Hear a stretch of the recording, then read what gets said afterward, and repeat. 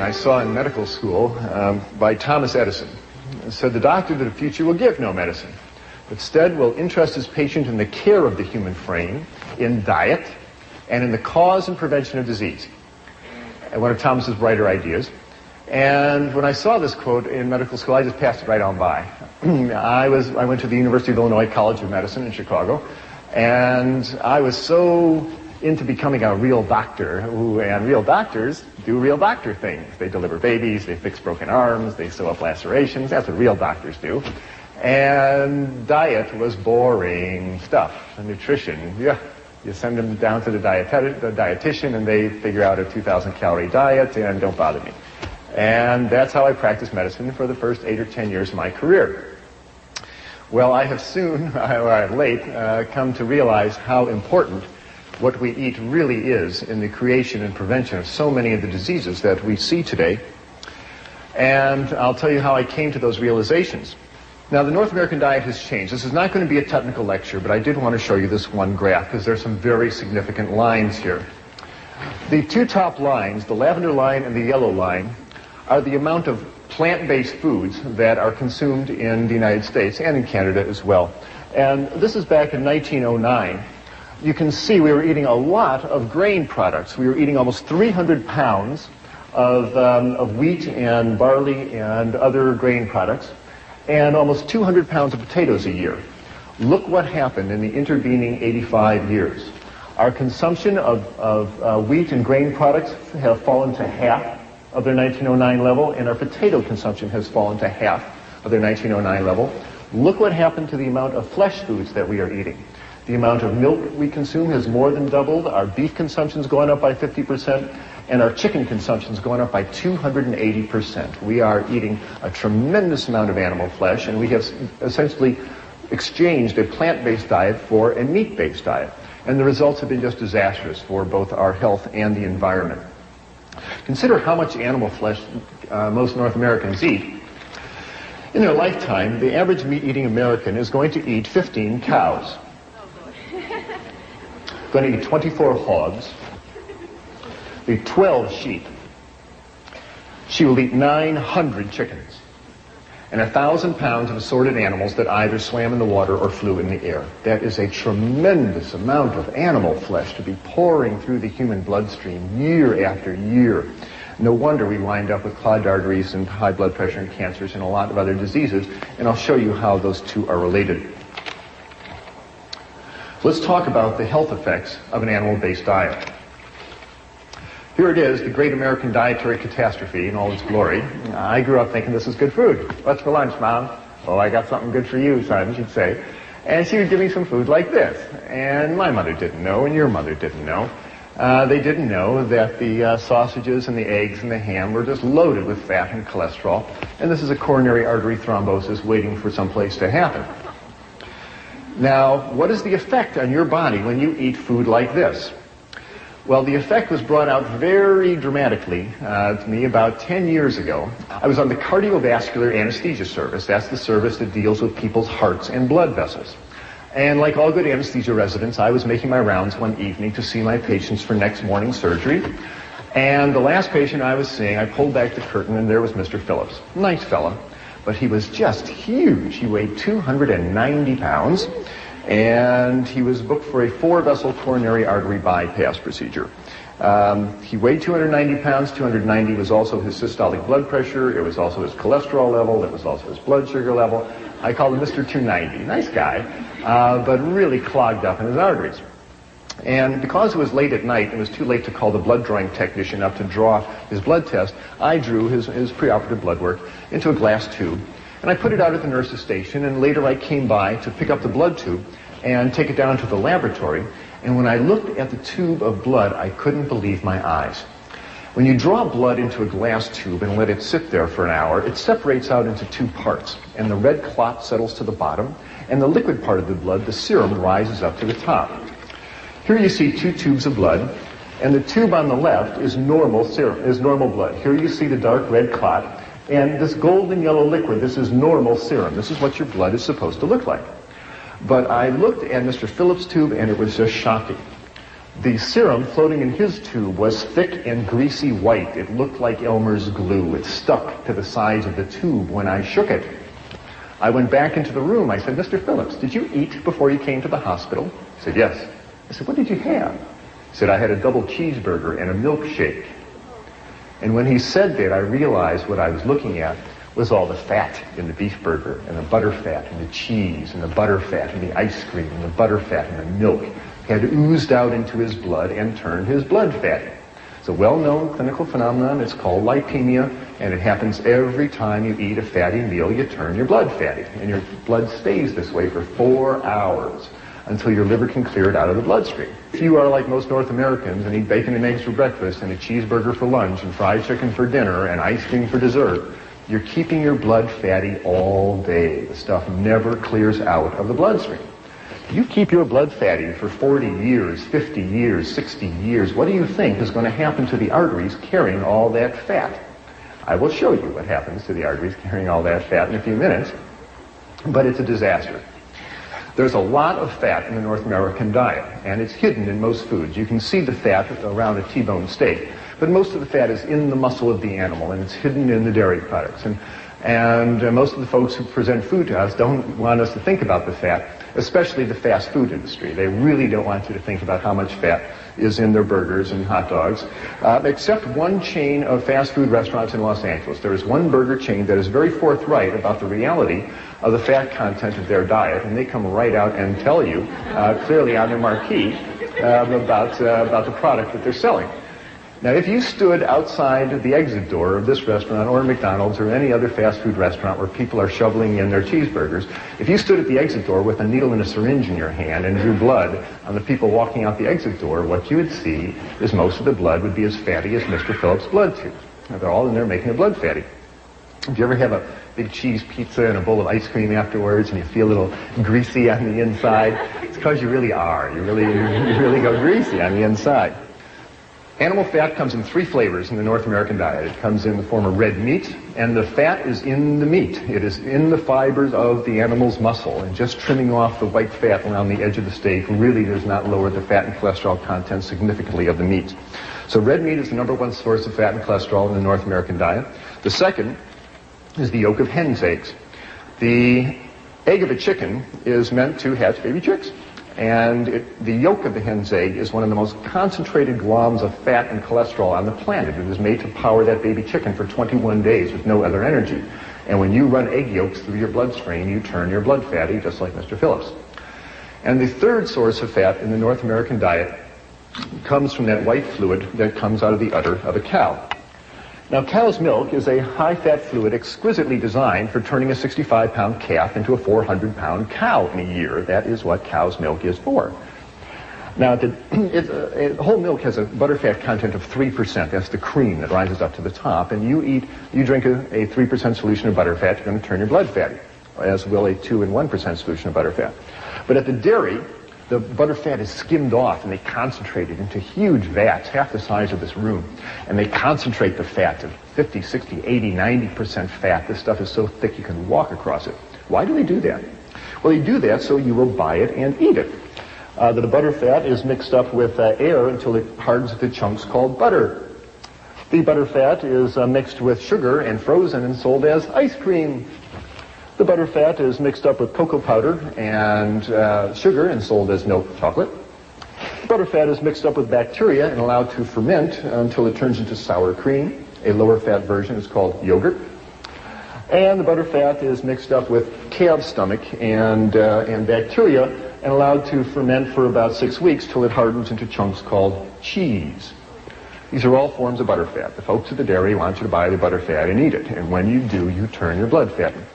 There's absolutely no reason to run butterfat through your bloodstream at any time, and I'm submitting to you that you'll be a lot healthier and happier if you do not. Cow's milk is for baby calves. You have no more need of cow's milk than you do giraffe milk or horse milk or rat milk. Now, back to Mr. Phillips.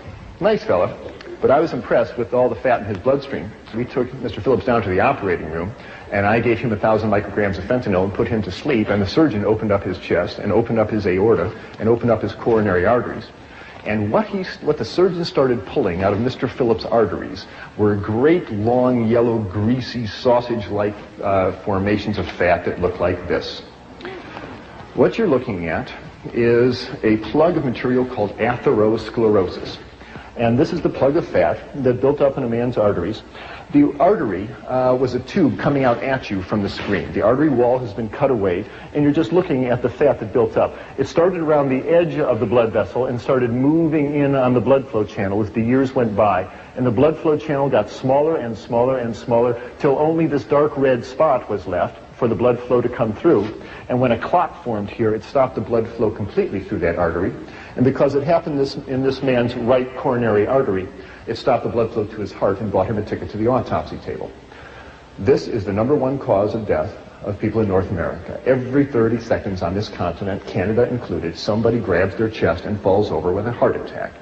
This is animal fat clogging up the arteries. When you send this material down to the pathologist and you ask him to analyze it, the report always comes back the same: saturated fat and cholesterol. It's animal fat. The pathology report never, ever, ever contains the words remnants of broccoli, rice, and tofu. It's animal fat.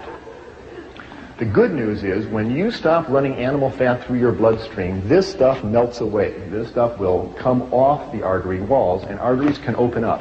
And Dr. Dean Ornish in California and Dr. John McDougall and a number of other physicians are now routinely reversing atherosclerosis, having people cancel their coronary artery bypass surgery because they changed their diet and their arteries have opened up. That's the good news. Here is the process happening. Here are 6 arteries coming out at you from the screen. The dark red circle is the artery wall. The pink material is the atherosclerotic material clogging the artery. The white spot is the blood flow channel, which is getting smaller and smaller and smaller. Any organ dependent upon this blood vessel for its blood flow is in trouble. Fortunately, it's a reversible disease. This atherosclerotic material clogs arteries all over the body. It's just a matter of which artery to which organ clogs up first that gives you the symptoms. If the yellow atherosclerotic fat builds up in an artery going up to the brain, you will suffer a stroke. If it clogs an artery going to your kidney, you'll suffer kidney failure or high blood pressure. If the atherosclerotic material accumulates on the walls of large blood vessels like the aorta that takes blood from the heart down to the abdomen and legs, the artery walls become damaged and weaken. They lose their strength. And the high pressure in the blood vessel causes the artery to balloon out, forming an aneurysm, which can then rupture, leading to emergency surgery or death. If the yellow atherosclerotic material clogs up an artery going to a loop of intestine, the general surgeon will open your abdomen and remove that loop of bowel. If the atherosclerotic material clogs up an artery going to a toe or foot, you will watch that toe or foot turn dark and gangrenous, and you'll sign permission forms for amputation. And if the atherosclerotic material clogs an artery going to the heart, you will suffer crushing chest pain when you walk, called angina pectoris. Or if it clogs the blood flow completely and damages the heart muscle, that is a heart attack. People, this is all the same disease. We are talking about animal fat essentially clogging up the arteries throughout the body, and it's the #1 cause of death and disability in North America. And this is essentially a disease of people who eat animals and the products made from animals. You almost never see these diseases in pure vegetarians. And William Costelli, the doctor who runs the Framingham Heart Study, says he has never seen a heart attack in anybody with a cholesterol below 150, and there's good reason for that. Why does this happen? Because all fats are not created equal. There is a fundamental difference between animal fats and plant oils. Animal fats contain cholesterol. No plant food contains cholesterol in any significant amount. It is an animal product. And very importantly, animal fats are highly saturated. They've got lots of hydrogen atoms hanging on them, and that makes animal fats very stiff. In fact, animal fats are solid at body temperature. If you're in a kitchen on a summer day and you've got a piece of T-bone steak on the counter and it's 98.6 degrees out, the same as your body temperature, the fat on that beefsteak is solid. It's a nice white chunk sitting there. If you have a bottle of olive oil on the same table at that same temperature, it's liquid at that same body temperature. I don't know about you, but I don't want to eat any fat that is solid at my body temperature because it's going to start clogging up my arteries. And that's the beauty of plant oils. They're liquid at your body temperature. They really don't cling to your arteries. Animal fats contain a substance called arachidonic acid. And arachidonic acid stimulates the creation in the body of a substance called prostaglandin 2. And prostaglandin sets off lots of inflammatory reactions in the body that can irritate the blood vessels, perhaps contributing to atherosclerosis. It may well cause a lot of inflammatory reactions in the joints, the skin, the bronchial membranes, and other places. Plant oils have a substance called linoleic acid, and that gives rise to substances called prostaglandin 1 and 3, and these are natural anti-inflammatories. They soothe inflammation in the body. So people who are on more vegetarian diets have much less problem with inflammatory diseases. Fundamental difference. You have no need to take animal fats into your bodies at all, and I really suggest you meet all your fat needs, and we need about 50 grams of fat a day. Get it from plant oils. You find it in grains have oils, legumes have oils, nuts, seeds. There's lots of oils available in the plant kingdom. That's where you should meet your oil needs, not from the fat of animals. The other thing about fats is make you fat. Animal fats stick to you. When you eat fat of animals, those fats wash through your bloodstream, and as they cross as they flow through your fat stores under your skin, they stick there. You've got fat cells looking for pre-made fats, and you eat the fat of animals, they stick there. What you see hanging on this man's abdomen really isn't even his fat. That is the fat of all the cows and pigs and chickens and ducks and turkeys and other slow animals that were walking past his table when he had a fork in his hand. Not his fat. The good news is, if he changes his diet and starts eating rice and vegetables and good plant-based foods, this stuff melts away, and people get leaner. It certainly happened to me. Remember the old nursery rhyme of Jack Sprat, who could eat no fat, his wife could eat no lean? You always see Jack portrayed as a lean fella because he ate no animal fats. Mrs. Sprat's always seen sitting down. She has a hard time getting up. Her knees hurt her, her blood pressure goes up, her diabetes gets out of control, so she should be sitting down. The lesson of Jack Sprat was certainly not lost on me, because back in the operating room in Vancouver, here I was, and now I'm the anesthetist, and I'm standing at the head of the table looking down into the surgical wound, and I'm seeing all this fat in these people's arteries. And I did most of my growing up on a dairy farm in Wisconsin. I've been milking cows since I was 6 and driving tractors since I was 8. And not only was Mr. Phillips eating all these animals, but so was Dr. Klaper. And I was eating cheese and chickens and various other slow animals, and I was getting concerned. Not only should my patients not run all that fat to their bloodstream, but this old doc shouldn't either. So I said to myself, if you don't have to run all this fat to your bloodstream, must you? What is the nutrients in meats and dairy products that if you don't eat them, you're going to be deficient of? So I opened up my books on biochemistry and physiology and nutrition, and guess what I found? There is absolutely no nutrient, no protein, no vitamin, no mineral, no nothing found in meats and dairy products that you cannot obtain out of plant-based foods. Consider the biggest animals on the planet, elephants and buffaloes and giraffes. These are vegetarian animals. They grow to thousands of pounds of muscle and bone without ever eating cheeseburgers and pepperoni pizzas. We can do the same. We can certainly build our 140 pounds or whatever it is you need to build in your body. The human body has absolutely no nutritional requirements for animal flesh. If you open up Harrison's textbook of internal medicine, you will find no disease listed acute cow flesh deficiency. And there is no chronic chicken flesh deficiency. There is no such disease because we have no need for these substances whatsoever. Animal fats, they clog you up and they make you fat. 2 good reasons not to eat them. Here's a couple of more. It seems to be fairly clear as study after study comes out that if you are eating large amounts of fats in your diet, you are significantly raising your risk for cancer. If you are a woman eating a lot of fat in your diet, and that's talking about the hidden fat in cheeses and meats, etc., you increase your risk of cancer of the breast. Here are some countries that are compared by how much fat is eaten versus how many women die of breast cancer. And you can see that the Americans and the Dutch, with their big dairy industries, lead the way in not only fat consumption, they lead the way in breast cancer deaths. Thailand is a Buddhist country. They eat very little meats and dairy products, and breast cancers are so rare there, if you find a case of it, you report it at Grand Rounds. This seems to be a disease of diet, of a high-fat diet. If I were a woman with breasts and I wanted to decrease my chances of getting breast cancer, I would get the fat out of my diet. And that includes excessive amounts of vegetable oil. You need a little bit of vegetable oil, but you don't want to slather 2 cups of corn oil over your spaghetti for any reason. Men are not spared the ravages of a high-fat diet either, because when a man eats lots of animal fats, those fats are turned into male hormones called androgens. And androgens stimulate the prostate gland to get big. In our society, when a man reaches 60 or 70 and his prostate gland gets big, his doctor puts his arm around the patient and says, "Well, George, that's just part of getting old, your prostate gland's getting big." No, it's not. That's 70 years of running androgen through that prostate gland. No wonder that gland gets big, and prostate cancer is the number one killer of men.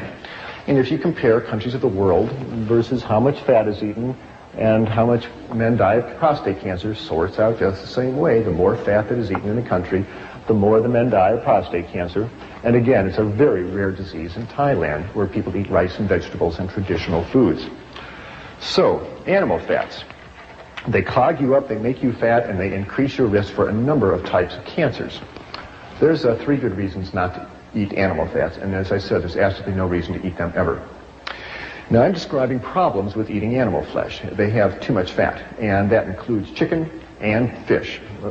Fish has a tremendous amount of fat and cholesterol in it, and chicken flesh is very fatty food. If you ever watch your mother make chicken soup, you ever see all that fat that rises up to the top there? Don't kid yourself that chicken is lean meat. It is not. There's just as much fat and cholesterol in chicken as there is in beef. Animal muscle is animal muscle. And when you eat it, it raises the level of fat in your blood, and you do not need it. There's another problem with eating animal flesh. It has too much protein. Now, when I was in medical school, I never heard the words too much protein. I thought the more protein, the better. Put them on a high-protein diet, make them strong. Tain't so. You better believe there's such a thing called too much protein, and most North Americans suffer from it. First of all, what is protein? Protein is the building block material that you use to make the hard structures of your body. Your fingernails are made of protein, your hair is made of protein, your bones are made of protein. It's the brick of our bodies, a solid substance.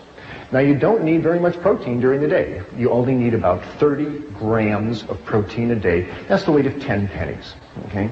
Imagine 10 pennies in your hand, that's how much protein you need. But look how much protein the typical North American consumes. On a typical North American eating day, a typical American who has bacon and eggs for breakfast and a glass of milk, who has a cheeseburger and milkshake lunch, and has a beefsteak dinner with a glass of milk and some ice cream for dessert, is clipping along at 150 grams of protein. That is a 5-day supply of protein. That is too much protein. Why? Because your body can't store protein. You can store fat, you can store carbohydrates, you can't store protein. So what happens?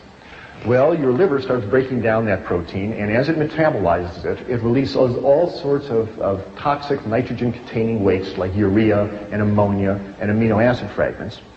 And these have a detrimental effect on the body, because as all these amino acid wastes go through your kidneys, it makes you lose calcium out of your urine. Why does that happen? Because there's fundamental differences between animal protein and plant protein. And I'm talking about the protein in meats and dairy products. Animal proteins contains amino acids that have sulfur, and sulfur makes extra acid in the body. And as acids wash through the bone, they dissolve calcium out of the bones. Plants have much less acid. Animal protein is very concentrated. The muscle of an animal is the most concentrated protein on the planet, and so there's a big bolt of protein that goes into your bloodstream as soon as you eat it. Plant protein is mixed up with fiber. When you eat whole grain rice or whole grain barley, it takes hours for that to be absorbed into your bloodstream. The absorption time is much, much slower. So the less acid nature of plant protein and its slower absorption rate means it's much gentler in the body, and it doesn't pull calcium out of your body. That's a very significant phenomenon. The phenomenon of protein pulling calcium out of your body is appropriately called protein-induced hypercalciuria, too much calcium going out in the urine. What I'm saying is, and it's well documented, when you eat a big bolt of animal protein, whether it be red meat or chicken or fish or even milk, the acid nature of the protein washes through the bones, dissolves the calcium, which then goes out in the urine. And what I'm telling you is that every time you eat a piece of chicken, every time you eat a piece of fish, ladies, for the next 3 or 4 hours, you urinate calcium out of your body down the toilet. And the investigators who've documented this many times clearly say that high protein diets cause a negative calcium balance, even in the presence of more than adequate dietary calcium. Even if you are taking calcium tablets and drinking milk, protein is such a potent yanker-outer of calcium out of your body that you will not be able to keep up with the calcium loss. Does that ring a bell with anybody? It did with the investigators. They said that osteoporosis, thin, crumbly bones that fracture easily, would seem to be an inevitable outcome of continued consumption of a high-protein diet. In our society, we are told that the cause of osteoporosis is not chewing up enough calcium tablets or not drinking enough cow's milk. And you're really told to believe this. There's a lot of medical evidence that says this just is not so. And this was clearly shown, I feel, in a study that was released by Cornell University recently, done by Dr. Colin Campbell, where they investigated thousands of people in the Republic of China. And they found that in this country, essentially osteoporosis is unheard of. They don't get osteoporosis. And women make it into their 80s, having nursed 5 children, and they have nice, strong bones. And yet here is a country that consumes essentially no dairy products. The milk isn't available, the cows aren't available, the refrigeration isn't available. They get all their calcium out of grains and greens and fruits and vegetables, and they don't get osteoporosis because they are eating grains and vegetables, and it doesn't make them urinate out their calcium. But it's been clearly shown as the Chinese folks move to the cities, get more affluent, and start eating more meat in their diet, they start losing calcium, and then the osteoporosis appears. It's really becoming apparent that osteoporosis seems to be not so much a disease of calcium deficiency, it's a disease of protein excess. You see osteoporosis in the countries that consume the most protein. In the United States, in Scandinavia, in Europe, and in Australia. That's where you see osteoporosis. You don't see it in China, you don't see it in rural South America, you don't see it in rural Asia, where people are eating grains and vegetables. And I'll tell you, dairy products are no protection against osteoporosis because the Americans and the Canadians and Scandinavians are the people who drink more milk and eat more cheese than anybody else on planet Earth, and they have the worst osteoporosis on the planet. And if dairy products protected you from osteoporosis, you wouldn't see it in North America. And you see just the opposite. Because there's so much protein in dairy products that it actually puts you in negative calcium balance, makes you urinate out your calcium. And Dr. Recker's study clearly showed this. They gave women 3 8-ounce glasses of milk a day for a year, and they were still in negative calcium balance because there's so much protein in milk. Don't rely on dairy products for your calcium. Get it out of grains and greens and fruits and vegetables, but most important, hold on to your calcium by getting all that chicken and fish flesh out of your kidneys and out of your body and out of your bones. There's been studies comparing the bone density of vegetarian women versus meat-eating women, and clearly the vegetarian ladies hold on to their calcium better than the meat-eating women because they're not eating all that protein. The third problem with the North American diet, outside of having too much fat and too much protein, is that it has very little fiber in it. Plant fiber are the starches and sugars in plant foods that are not absorbed out of the intestine into the bloodstream. They stay in the intestine. They pass through the intestine. These plant fibers draw water into the intestine. They make for a nice soft fecal material, makes for nice normal bowel function. And very importantly, when meat is eaten, and the meat gets down to the colon, the large intestine, the bacteria in the large intestine break down the meat proteins and the bile acids that the liver secretes to digest them, breaks these substances down into cancer-causing substances, into carcinogens called benzopyrene and nitrosamine. And you smear these cancer-causing substances on the inside of your colon for 50 years, 60 years. What do you think is going to set off in there? President Reagan found out the hard way, as 60,000 North Americans do every year. They opened up his colon and found a big fungating cancer of the colon. This is essentially a disease of meat-eating people. You very rarely see this in vegetarian people because they're not smearing all that meat protein on the inside of their colon. Another good reason to consider eliminating animal products from your diet. You will substantially lower your risk of cancer of the colon. Numerous studies have now shown that. Why does all this happen? Good heavens, what a set of catastrophes to fall on you just because you want a cheeseburger for lunch. That doesn't seem fair, does it? Well, to me it seems pretty logical. Because our digestive system simply is not that of a mountain lion. We are not carnivores, no matter how you look at it. In fact, if you compare the digestive system of man to a mountain lion, and that of a true herbivore like a horse, you find we are far more like the herbivore than the carnivore. If you look at the mountain lion, you'll see that the jaw joint is an up and down vertical hinge. Jaws of your house cat and mountain lions open up and down like a trapdoor. They cannot chew from side to side if they wanted to because their jaw joint won't permit it. Horses, antelope on the other hand, have nice sliding jaw joints that permit them to chew in a rotary motion. And that works very nicely with their flat grinding molar teeth in the back of their lower jaw, which allows them to grind up grains and greens and grasses. That is exactly the same arrangement that you and I have. We have nice sliding jaw joints and flat grinding molar teeth. The back teeth of your house cat or a mountain lion are overlapping shearing fangs for tearing flesh. We really don't have carnivorous teeth. The stomach acid of a mountain lion is 20 times more concentrated than that of either a horse or a man, because mountain lions are digesting flesh, which is protein that needs a lot of acid. These animals are digesting carbohydrates that require a lot less acid to digest. And finally, the mark of the intestine is a very key differentiating point.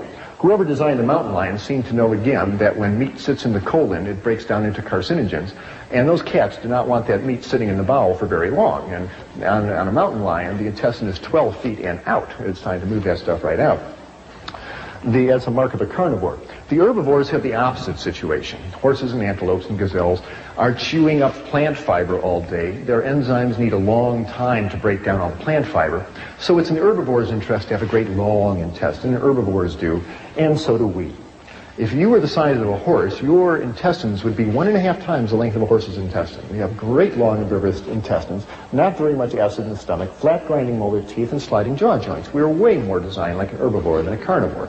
Now, I'm not saying we are complete herbivores, and we do have the ability to digest small amounts of meat, I believe, as an emergency ration to get us through times of famine.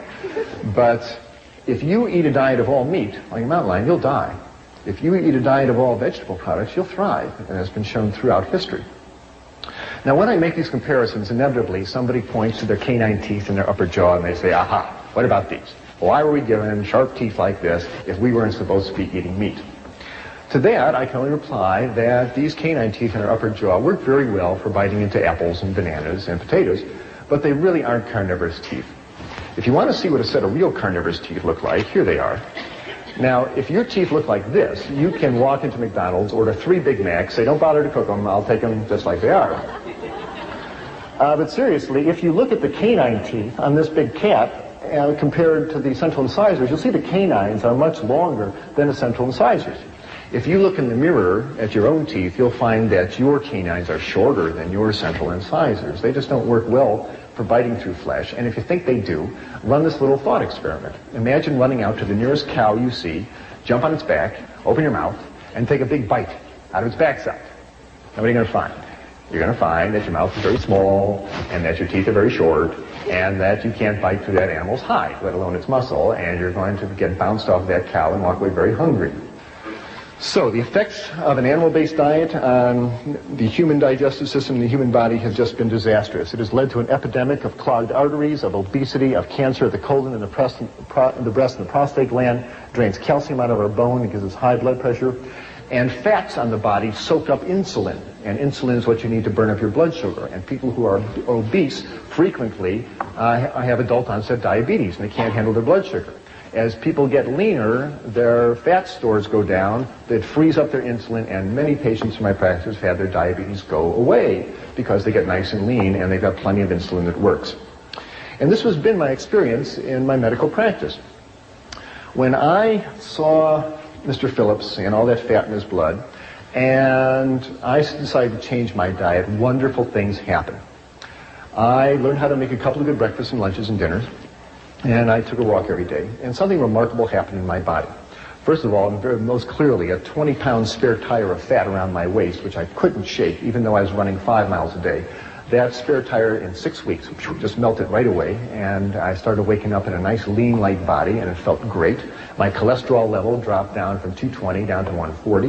My blood pressure, which had been 150 over 90, dropped down to 110/70, and it felt wonderful waking up in a nice, lean, light body every day.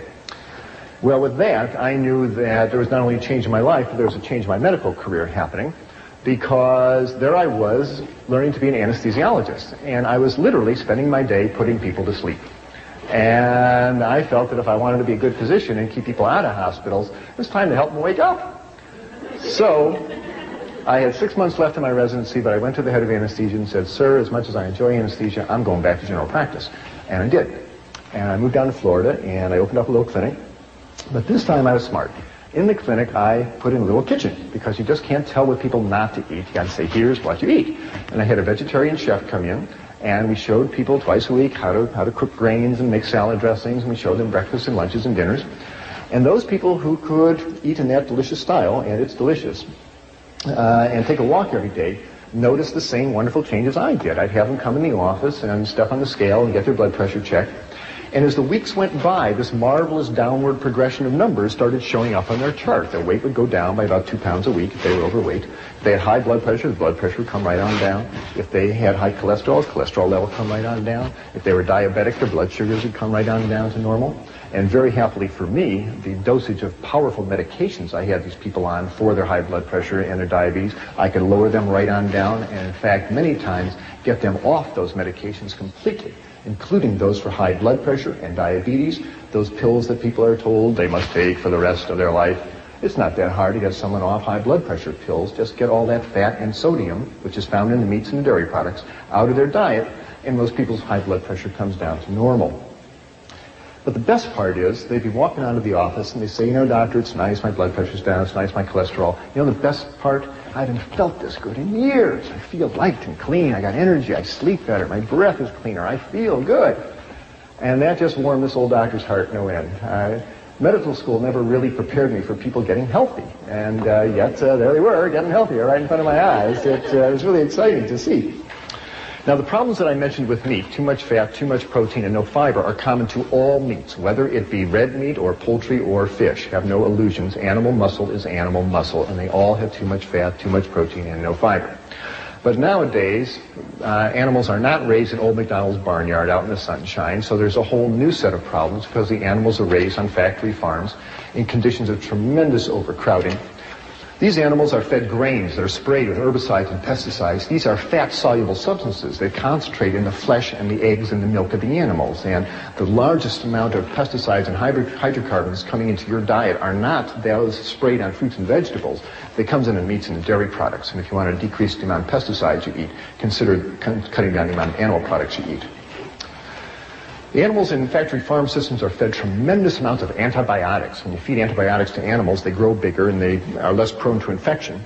And half the antibiotics made in the United States, 30 million pounds of them a year, are fed to animals in their feed. Well, what happens when you feed an animal a potent antibiotic like lincomycin, tetracycline, sulfonamides, ampicillin? What happens? Well, what you do is you kill off the antibiotic, you kill off the bacteria in that animal's intestines that are susceptible to the antibiotic. What do you leave behind? The roughest, toughest antibiotic-resistant bacteria going. And they have names like Salmonella, Shigella, Clostridia. You eat an underdone piece of chicken or burger with Salmonella bacteria on it, you're going to be very sorry. It rips up the lining of your intestine, gives you a bloody diarrhea. If you're an adult, it'll put you in the hospital with an intravenous going. And if you're a child, it'll dehydrate you and kill you. On this continent, over 4 million people every year get sick with salmonella food poisoning, largely from eating poultry and meat. The chicken carcasses are brought into the kitchen and slopped around all over the cutting board, and it contaminates the utensils in the kitchen. And it's becoming a worrisome problem of major, major proportions. Antibiotics can lead to tainted meat. You bet they can, and more people are getting concerned about it. You don't have to give antibiotics to broccoli. You're going to see more and more headlines like this. Here's hundreds of people sick in Illinois from salmonella poisoning in milk. Here are underdone burgers causing salmonella food poisoning. Here's a dreadful one. 400,000 hens and 1 million eggs poisoned with polychlorinated biphenyls. This is an industrial chemical in electrical transformers that, when it's discarded from industry, winds up in the rivers and into the oceans and into the fish, and accumulates in the fish flesh. Do you know that half the Canadian fish flesh is not eaten by people? It's ground up and either made into fertilizer or added to animal feed. And here was a tremendous amount of PCB-contaminated fish flesh that was added to chicken feed, and the chickens ate the PCBs, and it wound up in the meat and in the eggs.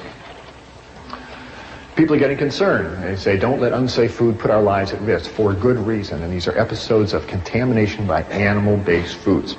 And so many of your friends who during the year get the flu, it isn't the flu, it's salmonella poisoning. The media has been fairly responsible in trying to educate us about the realities of the dangers of our high-fat diet. I'm very appreciative. It brings you to the same position that was reached by Gregorio Natividad, who is a meat inspector in Los Angeles, who worked there for 23 years. And he said, based on my experience in Los Angeles, my advice to the public is not to eat meat. There's a meat inspector watching it for 23 years. Maybe he knows something we should pay attention to. Here's another reason why I should consider changing our diet. Our kids are eating a lot of fat, and it is hurting them. Our children in North America are fatter than ever before, and their cholesterol levels are higher than ever before, and we are seeing heart attacks in younger and younger people. Don't kid yourself. A heart attack is not something that falls out of a tree on you at age 50. This stuff builds up in your arteries from childhood. And every year on this continent, 1,000 teenagers suffer strokes. 1,000 teenagers a year suffer a stroke. John McDougall is one of them, by the way. We are seeing fat-related disasters haunt our children. And researchers at Louisiana State University clearly say we should decrease the amount of fat we are feeding our kids. Here's USA Today announcing that study, recommending we lower the fat contents of our children's food.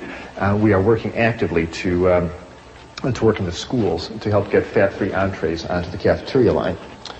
High blood pressure, nasty disease, and it leads to strokes and heart attacks and kidney failure. Why do people get high blood pressure? Well, one way to view it is to consider the analogy of a garden hose. If you have a garden hose with a certain diameter and you have water flowing through it, there's going to be a certain pressure in that hose. What if you wanted to raise the pressure in the garden hose? Well, there's two ways to do it. One is to make the hose narrower. That will raise the pressure. The other thing to do is put more water through the hose. And that'll raise the pressure. Well, that's exactly what happens in our arteries. As we eat the standard North American diet and that fat builds up in the arteries become narrower, and so that raises the pressure. And when you eat sodium, as in table salt, sodium makes you retain water in order to dilute it out. And the more sodium you eat, the more water you pump around, and that's going to raise the pressure in your pipes. Guess where by far most of the sodium is found in the North American diet? In meats and dairy products. Sodium is in the muscle of all animals. All meat has sodium. Chicken, fish, meat, it's in the muscle of the animal. And the second place that sodium is found is in cow's milk. That mother cow wants to give her baby calf lots of sodium because it's expanding its blood vessel, as a growing calf should.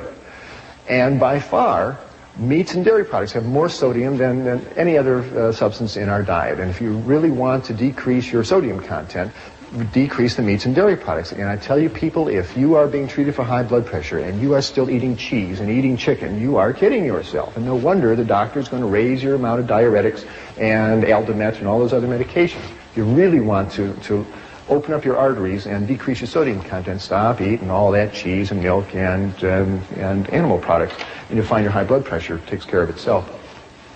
I want to be too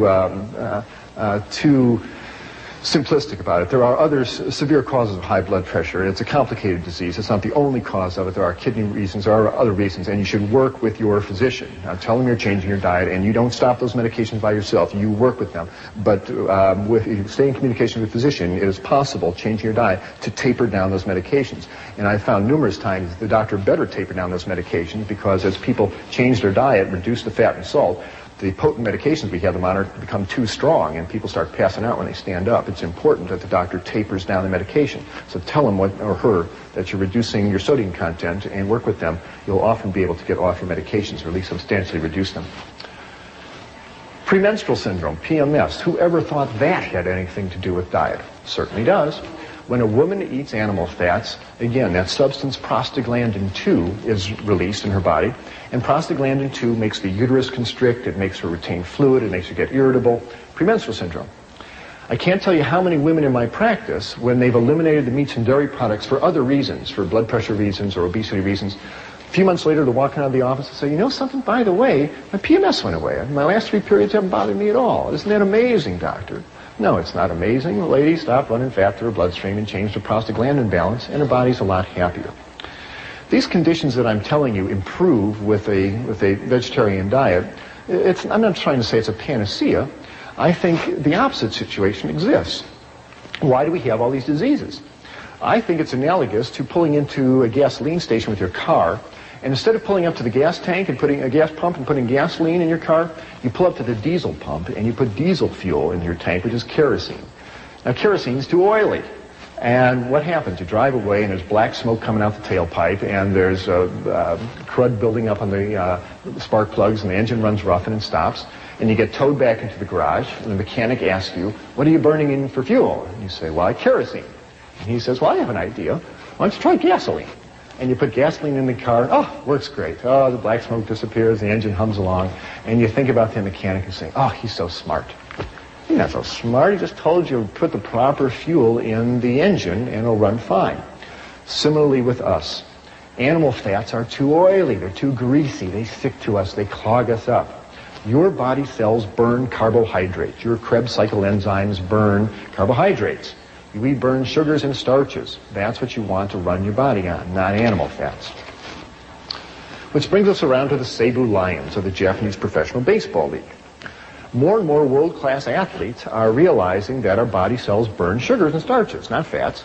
And if you are an athlete about to run a marathon or play tennis or basketball, it is just irrational to sit down to a big T-bone steak and load up on fat and protein. That's exactly what you don't want. You want carbohydrates. And training tables around the world are springing up with fruits and pastas before a match, and that's really what athletes should be eating. Seibu Lions finished in last place in their league in 1981. Their coach put them on a vegetarian diet. The next year they came up, beat everybody in the league, and took the league championship 2 years in a row. There are now vegetarian weightlifters, and Andres Cowling, Mr. Universe down in California, is a vegetarian. James Donaldson, the big 7'3" in center of the Dallas Mavericks, is a vegetarian. There's marathon runners that are vegetarians, cyclists, tennis players. You don't have to eat a bull to be as strong as one, that's for sure. We need a higher viewing of nutrition altogether. The one that we've been given simply isn't working very well. We need a higher viewing. What is the higher viewing? Well, let's talk about the one that isn't working very well. If you learn nutrition like I did, you learned it off this silly poster that hangs in grammar school walls all over this country. And it essentially says that food comes in 4 groups and 4 groups only. It comes in the milk group, in the meat group, in the fruit and vegetable group, and the grain group. And you better have some of every group every day, or you risk becoming sick, malnourished, or dead. Subtle message, but it's what the kids are given. It's what I grew up with. Maybe it's what you grew up with. People, let's get real about the basic 4 food group scheme. It was not, repeat, not, handed down to Moses on Mount Sinai with the 10 Commandments carved in stone. The basic 4 food group scheme was invented by the United States Department of Agriculture in 1956 to promote the sale of meat and dairy products. What do you really need to run your human body? Nutrition 101. What do you really need? You need 5 things. It has nothing to do with cheeseburgers and milkshakes. The human body has no nutritional requirement for animal flesh, none. And it functions superbly on a balanced, varied diet of plant-based foods. 5 things you require. Protein, water, vitamins, minerals, and energy. That's what you require. You need a little bit of protein, 30 grams a day. It abounds in grains and legumes and fruits and vegetables. That's no problem getting enough protein. You need 2 quarts of water every day. That's found in the water you drink, the juices you drink, the fruit and vegetables that you eat. That's no problem.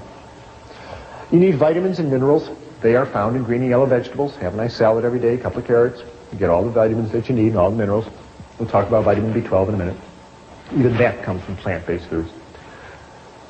And you need energy to fire your muscles and make your nerves work.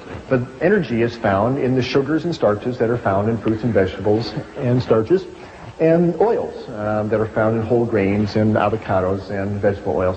There's plenty of energy available. That's all you need. Protein, water, vitamins, minerals, and energy, and a little bit of fiber to keep the intestines working normally, but that's an automatic if you're eating whole grains and fruits and vegetables. That's all you need to run your human body, and all of these are found in plant-based foods. You never have to eat an animal if you don't want to. Well, where are you going to get your protein? Perennial question posed to vegetarians. The same place that elephants and buffaloes and giraffes get their protein, you get out of plant-based food. Grains are loaded with protein. In your diet every day, you need 5% of your calories as protein. Grains are 10% protein. So all the breads that you eat, the dinner grains, rice and barley and millet, have lots of protein. The pastas that are made from whole grains, lots of protein. Legumes, anything that grows in a pod is a legume. Beans, peas, chickpeas, lentils, 25% protein, loaded with protein. Green vegetables. No one ever told me broccoli has lots of protein. It sure does. 15% protein in green vegetables. Nuts are a nice source of protein. People say, oh, I don't want to eat nuts. It makes you fat. Not if you're not running butter, fat, and cheese and egg yolks through your bloodstream. Have a handful of almonds. It's not going to hurt you, and you can use the calcium and the protein for good advantage. Sprouts are a nice source of protein. So are seeds, sunflower seeds, sesame seeds, pumpkin seeds. Lots of protein available. You cannot consume a calorically adequate 2,000 calorie diet made up of grains and legumes and green vegetables, nuts, sprouts, and seeds without guaranteeing yourself 50 grams of high-grade protein. It's in the plant foods. And you don't have to combine grains with legumes. That whole wise tale that they're incomplete proteins is a myth. All plant proteins are complete in and of themselves. Grains are complete protein, beans are complete protein, greens, well, they're all complete. If you want to combine them, that's nice, but have no protein neurosis that if you don't put tofu spread on your whole wheat bread, that is a waste of time. They're all complete proteins all by themselves. And protein from plant foods do not yank the calcium out of your body the way protein from animal foods do. Where are you going to get your calcium? If you're not drinking milk, get your calcium from the same place cows get their calcium. I mean, think about it. Cows don't drink milk. Where do they get the calcium? They get it from green plants. All green plants have calcium in it, and all the broccoli and collards and kale that you eat. Nuts have calcium, seeds, grains. Calcium's in all plant foods. It's easy to get enough calcium, and again, the important thing is that if you're not eating all this concentrated protein in the chicken and the fish, you'll hold on to your calcium and you'll avoid osteoporosis. By the way, the ethnic group with the worst osteoporosis on the planet are the Eskimos. Eat all that fish. They wind up urinating out the calcium. They dug up an Eskimo skeleton of a lady who died 500 years ago in the ice. She had terrible osteoporosis. So what in the world do you eat? Good heavens, he's taken fish away from us and cheese away from us. What is there left to eat? Well, I really think we ought to be basing our diet on grains. Here is a cross-section of a kernel of wheat, but all grains, barley, oats, millet, rye, they're all basically built the same way. Here is the new young wheat plant, and this is the germ, and it's rich in protein and vitamins and minerals and oils, and it's a great source of protein and minerals for us. Here is the starch, the carbohydrate that fuels the little plant. It fuels us just beautifully as well. And all this is wrapped in a layer of bran, the fiber, and it is an excellent package of nutrition for us. Now, who eats grains, you must say? We're not horses. Who eats grains? Well, we do. All the whole grain bread that you're eating has lots of nice protein and fiber in it. And you can have 4 slices of this a day. You will not get fat. It's just carbohydrates and water and fiber, and you'll either burn it or pass it out. I hope nobody is eating white Kleenex bread anymore. If you're going to be eating whole grain bread, get the benefits of all the bran and the protein and the fiber as well. Cereals, nice source of whole grain goodness, and there's lots of good whole grain cereals available in the supermarket these days. This material is called tofu yogurt. I'll tell you about tofu yogurt in a minute. You can cook grains up and add a nut butter like sesame seed butter and turn it into a nice grain loaf, and it takes the place of meatloaf, and you serve it with gravies and sauces. You can take this same grain mixture and mix it up into burger patties and make grain burgers, and it takes the place of hamburgers, and you serve it on a bun with lettuce and tomatoes and sprouts. One nice thing to do is one morning in your kitchen, make up about 50 of these, wrap them in wax paper, and put them in your freezer. Now you got a whole freezer full of burgers. You come time for lunch, whip out a couple, put them in the toaster oven, heat them up, and you got an instant lunch. You don't have to slave over a vegetarian banquet every time. Use your freezer. These foods last a long time. Pastas are a nice source of grain goodness. There's lots of whole grain pastas, corn pastas, oat pastas available these days. Grains can be added to soups. You have vegetable rice soup, bean and barley soup. Wonderful place to get grain goodness into your diet. And a big bowl of this kind of soup and a hunk of dark bread makes a wonderful, nutritious lunch with no cholesterol. Corn is a nice grain. Enjoy it often. Rice is a nice grain. It fuels half the people on the planet tonight. Legumes, wonderful source of protein. 3 tablespoons of this bean salad will give you as much protein as a chicken dinner, but it won't yank calcium out of your bones the way chicken flesh does. The bean family is huge. Lima beans, zucchini beans, navy beans, great northern beans, lots of beans. People say, well, I want to eat beans. Well, they give me gas. The way around that, by the way, is to realize that most of the gas problem comes from a sugar on the surface of the bean called hemicellulose. And hemicellulose is soluble in water. So, if you're going to be making bean soup or bean chili, the night before, take the beans, put them in a pot, cover it with water, and let them soak overnight. The next morning, spill off the soaking water, rinse the beans a couple times, and you'll get rid of most of that hemicellulose and stay a lot more socially acceptable to your friends. Lentils, nice source of protein. Soak them, season them, enjoy them. Probably the legume protein that's consumed most by vegetarians is soy protein in the form of tofu. Tofu is found at all supermarkets these days. You buy it with it's dated like milk, and you buy the tofu with the date furthest in the future, so it's the freshest tofu. Take it home, open the package, spill off the soaking water, take the block of tofu, put it in a bowl, cover it with water, and you store it in your fridge underwater. Every morning just change the tofu water, and it'll keep for a while, but it shouldn't keep that long in your fridge. You ought to use it. Now, some people say, I tried tofu once, yuck, it's bland and yucky, it doesn't taste good. Well, that's because tofu is a raw ingredient. Pastry flour doesn't taste great either until you do something with it. You got to make it into cookies and cakes. Same thing with tofu.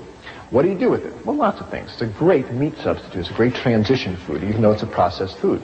You can cube it up and put it in your stir-fried vegetables, and it takes the place of meat. We've got protein here. There's soy protein in the tofu, green vegetable protein in the broccoli, nut protein in the walnuts. There's lots of protein. Serve this over rice and noodles, and you'll get easily the protein that you would out of a meat meal, but without the calcium-losing effect of all that animal protein. Tofu can be cubed up and added to salads. It takes up the place of the salad dressing and enhances the flavor of the salad.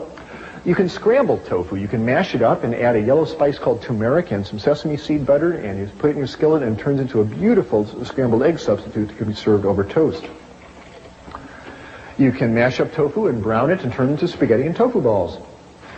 You can make tofu cream pie, tofu cheesecake. This is not a diet of deprivation, let me tell you, by a long shot. This slide is to remind me to tell you that you should not eat all your foods all processed. The more you cook food, the deader it gets. You heat up food and it starts losing vitamin contents, the proteins coagulate, the fats denature. Cooking food devitalizes it. Eat as much of your diet as you can raw and fresh or lightly steamed vegetables.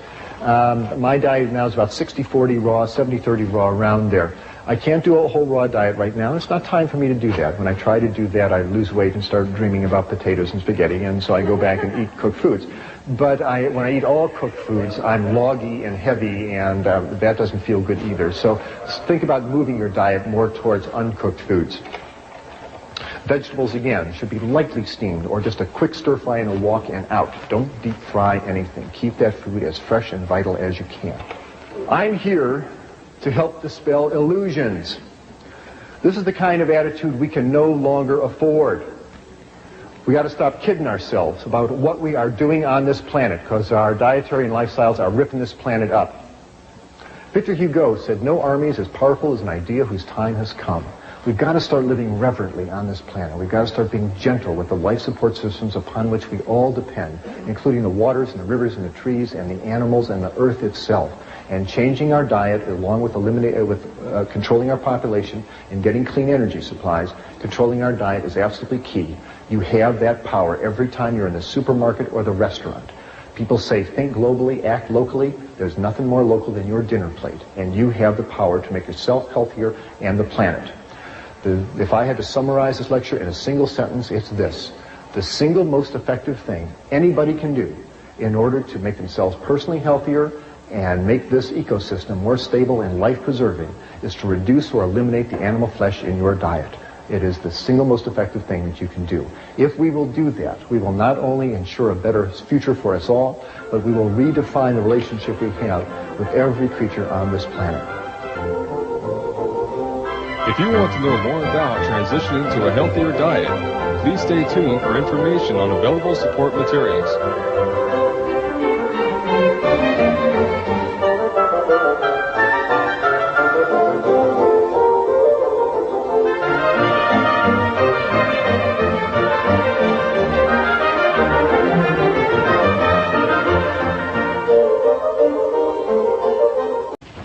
The butterfat is mixed up with cocoa powder and sugar and sold as milk chocolate. Butterfat is mixed up with bacteria and allowed to ferment until it turns into sour cream. A lower fat version is called yogurt. And the butterfat is mixed up with calf's stomach and bacteria and allowed to ferment for about 6 weeks till it hardens into chunks called cheese. These are all forms of butterfat. The folks at the dairy want you to buy the butterfat and eat it. And when you do, you turn your blood fat. There's absolutely no reason to run butterfat through your bloodstream at any time, and I'm submitting to you that you'll be a lot healthier and happier if you do not. Cow's milk is for baby calves. You have no more need of cow's milk than you do giraffe milk or horse milk or rat milk. to Mr. Phillips. Nice fella, but I was impressed with all the fat in his bloodstream. We took Mr. Phillips down to the operating room, and I gave him 1,000 micrograms of fentanyl and put him to sleep, and the surgeon opened up his chest and opened up his aorta and opened up his coronary arteries.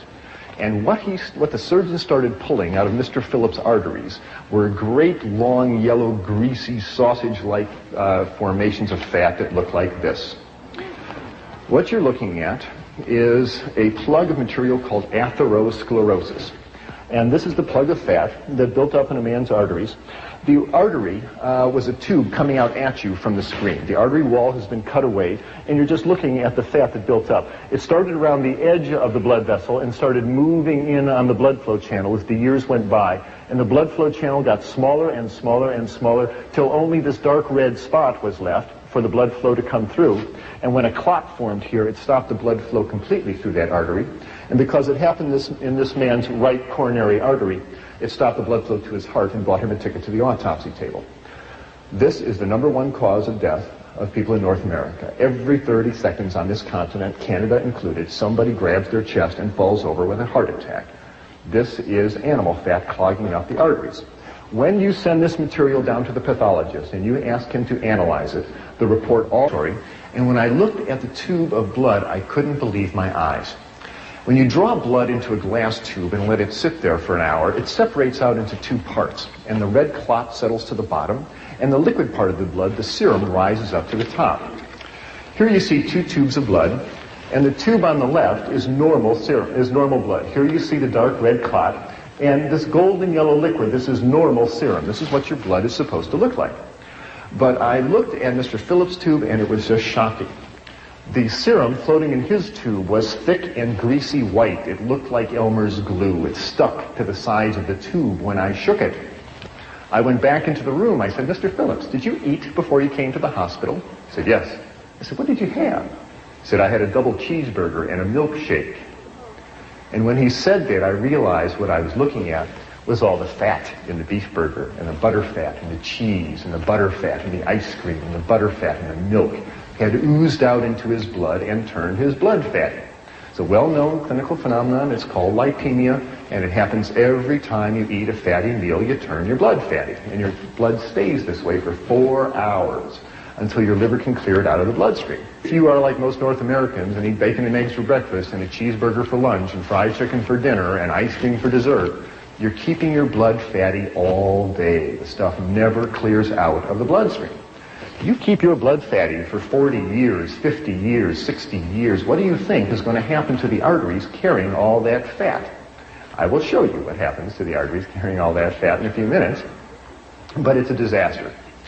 There's a lot of fat in the North American diet, and it's hidden in most foods. You can see the fat around a T-bone steak, but most of the fat is in the muscle of the animal, and it's hidden in the dairy products. And most of the folks who present food to us don't want us to think about the fat, especially the fast food industry. They really don't want you to think about how much fat is in their burgers and hot dogs, except one chain of fast food restaurants in Los Angeles. There is one burger chain that is very forthright about the reality of the fat content of their diet. I saw in medical school by Thomas Edison. It said, the doctor of the future will give no medicine, but instead will interest his patient in the care of the human frame, in diet, and in the cause and prevention of disease. And one of Thomas's brighter ideas. And when I saw this quote in medical school, I just passed it right on by. I went to the University of Illinois College of Medicine in Chicago, and I was so into becoming a real doctor, and real doctors do real doctor things. They deliver babies, they fix broken arms, they sew up lacerations. That's what real doctors do. And diet was boring stuff. And nutrition, yeah. You send them down to the dietitian, and they figure out a 2,000 calorie diet, and don't bother me. And that's how I practiced medicine for the first 8 or 10 years of my career. Well, I have soon, or late, come to realize how important what we eat really is in the creation and prevention of so many of the diseases that we see today. And I'll tell you how I came to those realizations. Now, the North American diet has changed. This is not going to be a technical lecture, but I did want to show you this one graph because there's some very significant lines here. The 2 top lines, the lavender line and the yellow line, are the amount of plant-based foods that are consumed in the United States and in Canada as well. And this is back in 1909. you can see we were eating a lot of grain products. We were eating almost 300 pounds of wheat and barley and other grain products, and almost 200 pounds of potatoes a year.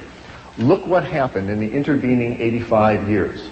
Our consumption of wheat and grain products have fallen to half of their 1909 level, and our potato consumption has fallen to half of their 1909 level. Look what happened to the amount of flesh foods that we are eating. The amount of milk we consume has more than doubled. Our beef consumption's gone up by 50%, and our chicken consumption's gone up by 280%. We are eating a tremendous amount of animal flesh, and we have essentially exchanged a plant-based diet for a meat-based diet. And the results have been just disastrous for both our health and the environment. Consider how much animal flesh most North Americans eat. In their lifetime, the average meat-eating American is going to eat 15 cows. Going to eat 24 hogs, eat 12 sheep. She will eat 900 chickens and 1,000 pounds of assorted animals that either swam in the water or flew in the air. That is a tremendous amount of animal flesh to be pouring through the human bloodstream year after year. No wonder we wind up with clogged arteries and high blood pressure and cancers and a lot of other diseases, and I'll show you how those two are related. Let's talk about the health effects of an animal-based diet. Here it is, the great American dietary catastrophe in all its glory. I grew up thinking this is good food. What's for lunch, Mom? Oh, I got something good for you, son, she'd say. And she would give me some food like this. And my mother didn't know, and your mother didn't know. They didn't know that the sausages and the eggs and the ham were just loaded with fat and cholesterol. And this is a coronary artery thrombosis waiting for some place to happen. Now, what is the effect on your body when you eat food like this? Well, the effect was brought out very dramatically to me about 10 years ago. I was on the cardiovascular anesthesia service. That's the service that deals with people's hearts and blood vessels. And like all good anesthesia residents, I was making my rounds one evening to see my patients for next morning's surgery.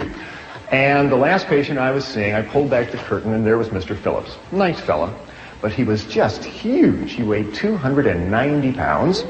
And he was booked for a 4-vessel coronary artery bypass procedure. He weighed 290 pounds. 290 was also his systolic blood pressure. It was also his cholesterol level. It was also his blood sugar level. I called him Mr. 290. Nice guy, but really clogged up in his arteries. And because it was late at night, it was too late to call the blood drawing technician up to draw his blood test, I drew his preoperative blood work into a glass tube. And I put it out at the nurse's station, and later I came by to pick up the blood tube and take it down to the laboratory, and they come right out and tell you clearly on their marquee about the product that they're selling.